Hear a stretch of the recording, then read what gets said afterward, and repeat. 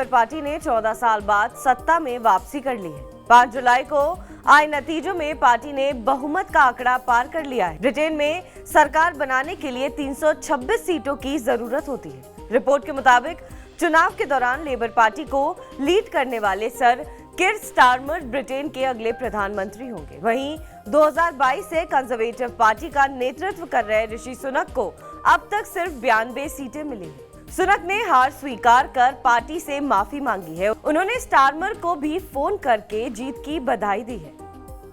कीर Starmer ने labour party की door साल 2020 में उस समय संभाली थी जब पार्टी को पिछले 85 साल में सबसे करारी हार का सामना करना पड़ा था। उस समय स्टारमर ने पार्टी की जीत को ही अपना मिशन बना लिया था, जिसको उन्होंने 4 साल के अंदर ही पूरा कर दिखाया और भारी बहुमत के साथ सत्ता में वापस आए।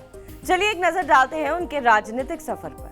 कीर स्टारमर साल 2015 से राजनीति में सक्रिय हैं। साल 2015, 2017, 2019 में उन्होंने लगातार 3 बार जीत हासिल की और 2020 में विपक्ष के नेता की जिम्मेदारी संभाली।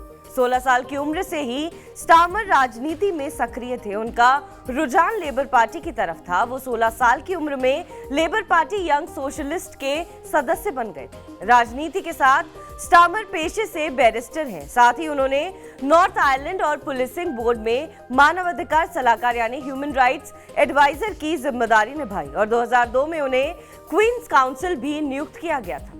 सुनक को हराने वाले कीर के जीवन की कहानी बहुत ही दिलचस्प है। कीर ने कई रिकॉर्ड कायम किए हैं और कई बार अपने परिवार को खुद पर गर्व करने का मौका दिया है। कीर एक साधारण परिवार से आते हैं। उनका जन्म 2 सितंबर 1962 को साउथ वॉक लंदन में सरी नाम के एक छोटे से गांव में हुआ था।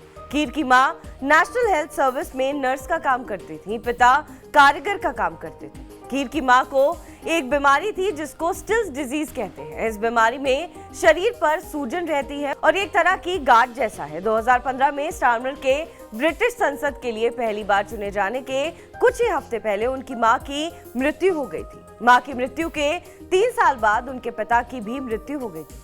कीर के परिवार में समस्या थी, लेकिन उनके बुलंद हौसलों ने उन्हें भी रुकने नहीं दिया। वो बचपन से ही पढ़ाई में काफी अच्छे थे और अपने परिवार से पहले ऐसे थे जो यूनिवर्सिटी गए और ग्रेजुएशन की।